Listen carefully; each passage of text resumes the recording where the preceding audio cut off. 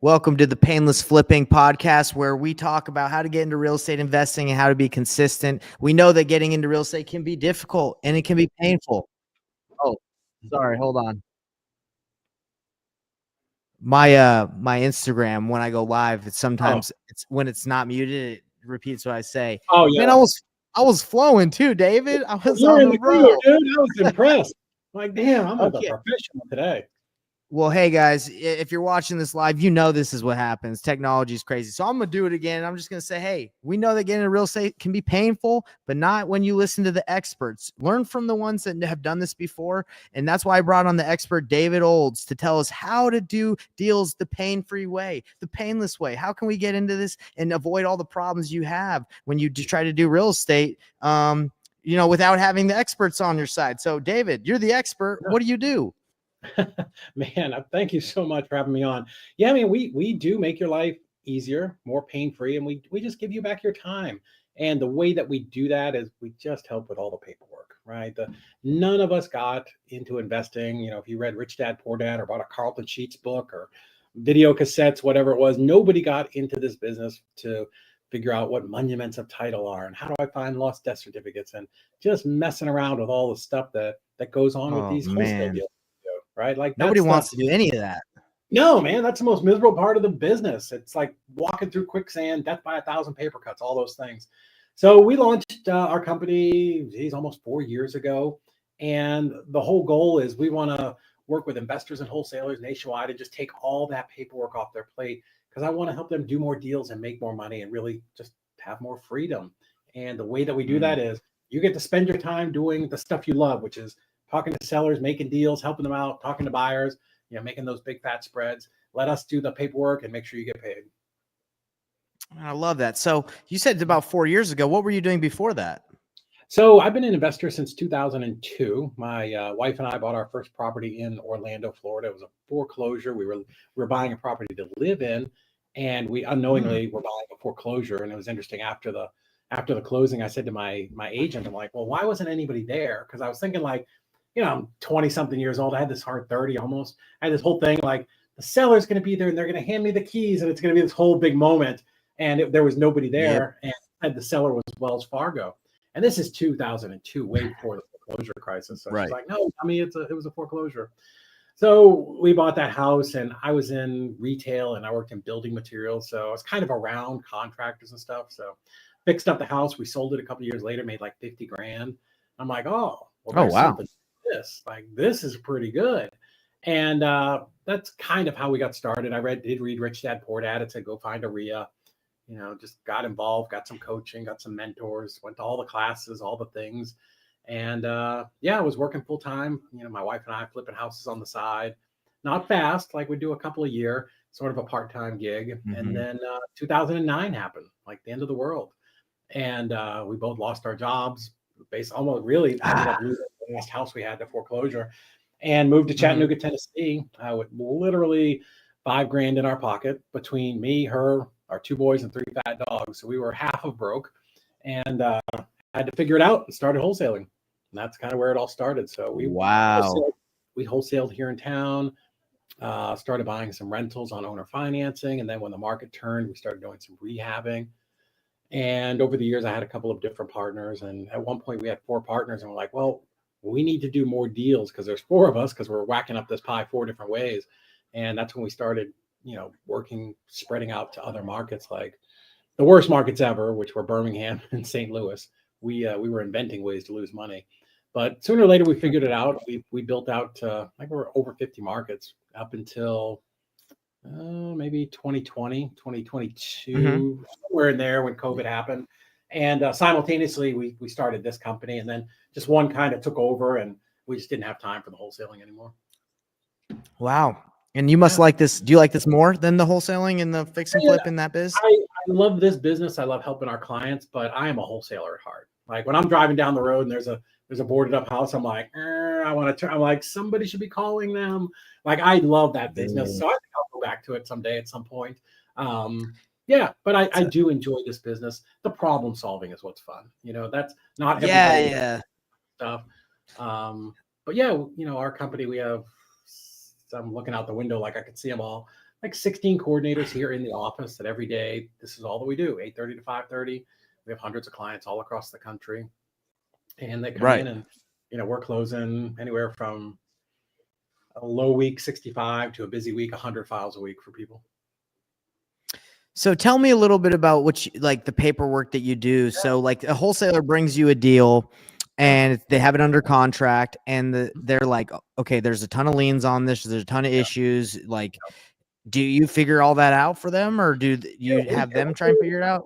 No, we do all of their deals. The process for us is super simple. If you're a client of ours, all of our clients have their own, we call it a portal, but I guess it would be like a CRM, someplace where you can log in and see the status and all the notes. And sometimes the notes are pages long, but you're going to drag and drop that contract to us, and it's going to get assigned to a coordinator and the correct title company, right? Because that's always a challenge, especially if you're working, in various markets, is knowing the right title company that can handle your deal in that state, right? Because you go to West Virginia, you may know who does a wholesale deal, but not everybody will do a wholesale deal, but the guy who does wholesale may not do novation. That guy may not do a sub 2. That guy may not do creative deals, and that guy may not do sub 2 assignments, right? So we actually have our own in-house title company now, licensed in, I think, 10 states, and then we have 400 partner title companies. Got it.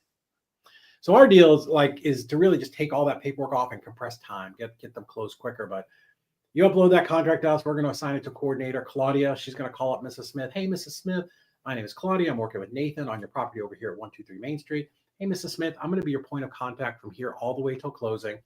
And I need to ask you a couple of questions for our title company so we can get you paid just as quickly as possible, right? Because that's what they all want. They all want to get paid. So we are going to dangle that carrot.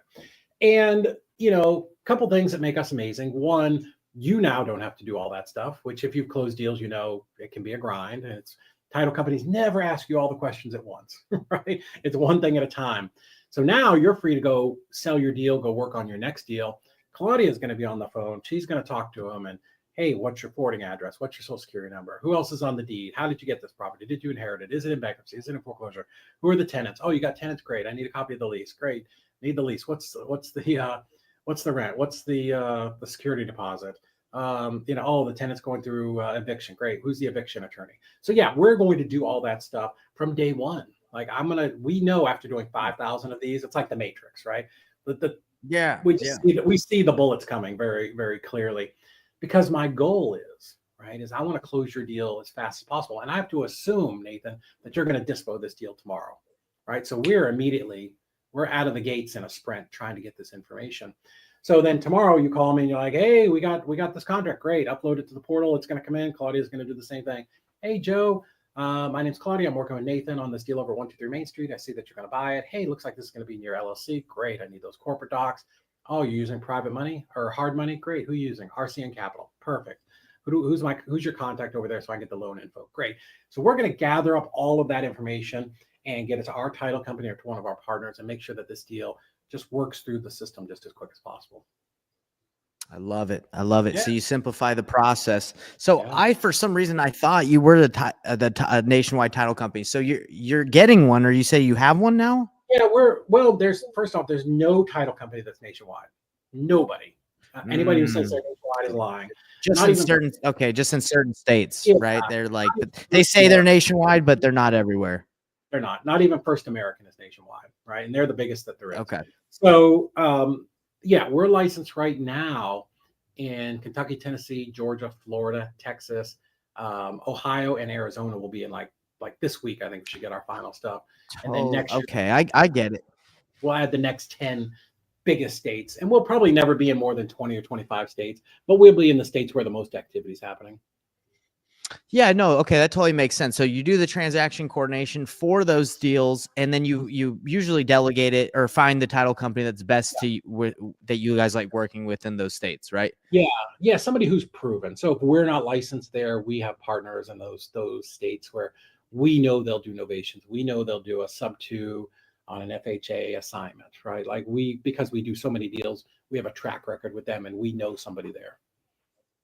Got it. Okay. No, love it. I think this is extremely important to know and work with you guys, especially if I would say like just in general to speed up the process. But I would say especially if you're brand new, like you don't know how to do that part of the process unless you know someone that can help you. But if you can't, then yeah, definitely that's awesome. Easy Yeah. RIA closing.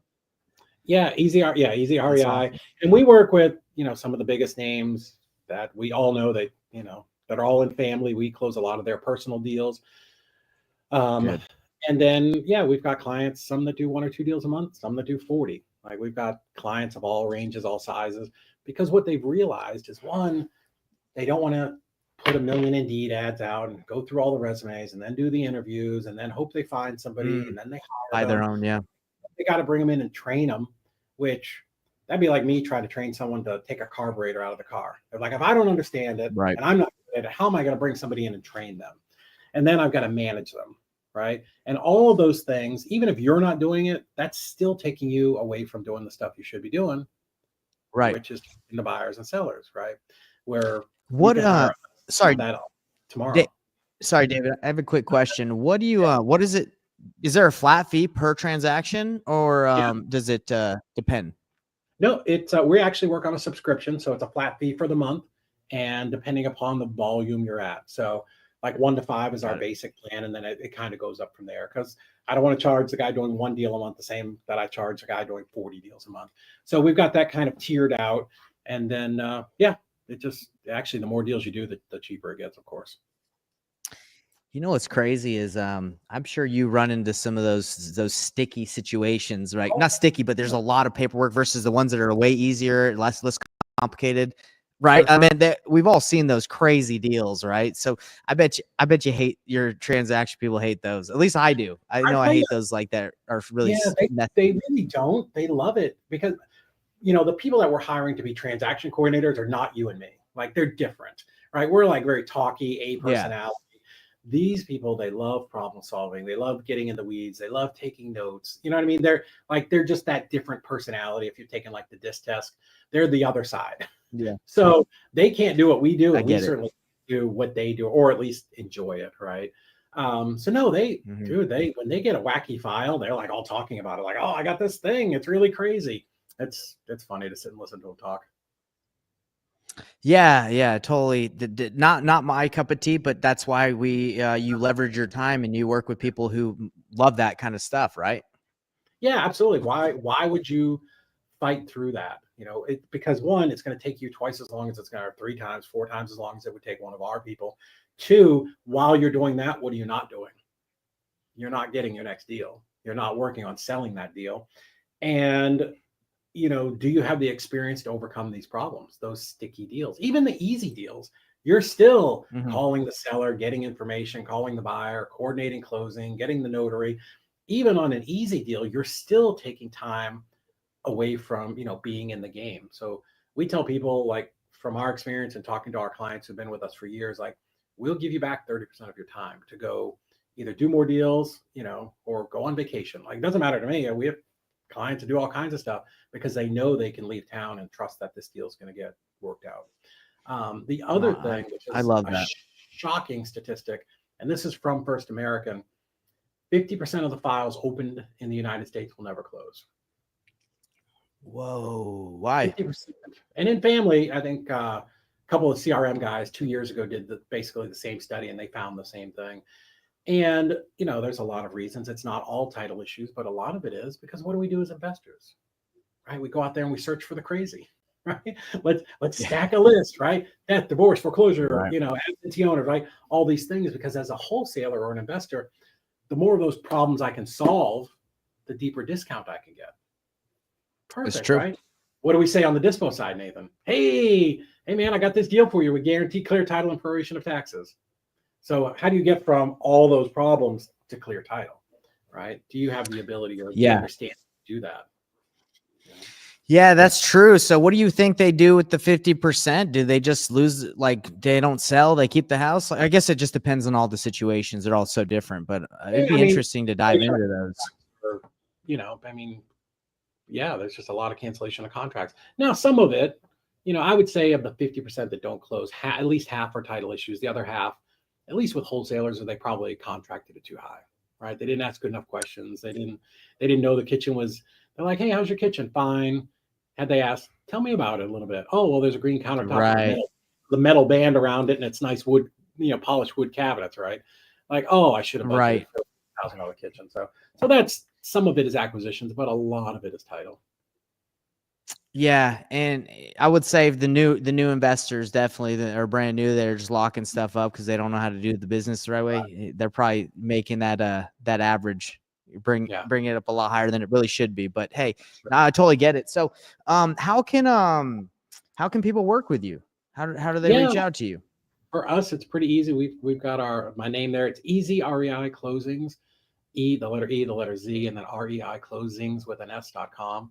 And that'll just kind of jump you over to our page. You can learn about us, see a bunch of reviews from our clients and some of the other people in the industry. And just book a call with us and let's talk about, if you do it soon here, what did you do in 2024? What are you trying to do in 2025? How can we help you get there, right? How can we, help close more of these deals, help raise your average assignment fee, get your time so that you're spending it, doing the things that you should be doing, not paperwork. Have you seen an increase in the amount of people that are doing novations over just a straight wholesale deal over the last couple of years? 40% of all of our files are novations. 40%. Wow. That's a big number. We're about 40% cash, 40% novation right now. And then the rest is a mix of, we do a lot of creative deals with note companies. So we do a lot of note closings. And then the rest are like sub-2 financing, wraps, that type of stuff. So novations are absolutely huge. Novations are also the easiest deals to screw up, right? Because I'm not dealing with an investment. I'm not dealing with just the title company. I've got a realtor. I've got a retail buyer. And, if they just get spooked or you send the wrong contract or you using the wrong title company and they don't know how to do it, like those go sideways. And I've gotten so many calls of, I had this great novation deal and it fell apart. Okay, cool. Let's see what we can do here. Let's see if we can fix it. So that happens a lot. Wow. Well, definitely gonna have to use you for those because I'm still kind of the paperwork wouldn't say it scares me. It's just there, like you said, it's more than just an assignment, right? Yeah. Now the great thing assignment. About you can make a ton of money. Like the novation fees we see some crazy high ones. But you ever want to jump on a call? We'll talk about it. I'll put you on with one of the girls that has probably done more novations in the country than anybody. And we'll set you up. Well, I love connecting. Is there anything else you'd like to leave the audience with at this moment? Any nuggets, anything? That's it. If you want to reach out to me, you can find me on Instagram. If you want to book a call with us, do that on the, on the website, easyreiclosings.com. But whatever I can do to help you guys out, happy to do it. I've been doing this for 22 years. So, I know that this can be a daunting thing sometimes, right? You're sitting alone at your kitchen table and you're like, nobody else is doing this. Nobody else is having the struggles I'm having. So that's why I encourage people, to get a coach, get a mentor, get in some of these, at least Facebook groups, if you're not going to go to local RIAs, because, there are other people out there that are having massive success doing this, and, get around people who are doing it and you'll be able to mirror that success. Well, David, I appreciate you being on here, and definitely we're going to be working together on some novations because, like I said, I've done some, and it's, better to let the professionals take care of that paperwork. For sure. Yeah, I'll shoot you a message. We'll set up a time. Sounds good. Well, I appreciate you, and we'll see you on the next one. And everybody that's watching this, thanks for tuning in. Like, subscribe, wherever you're watching. Help us grow this and get this in front of more people. Appreciate you guys. Have a great weekend.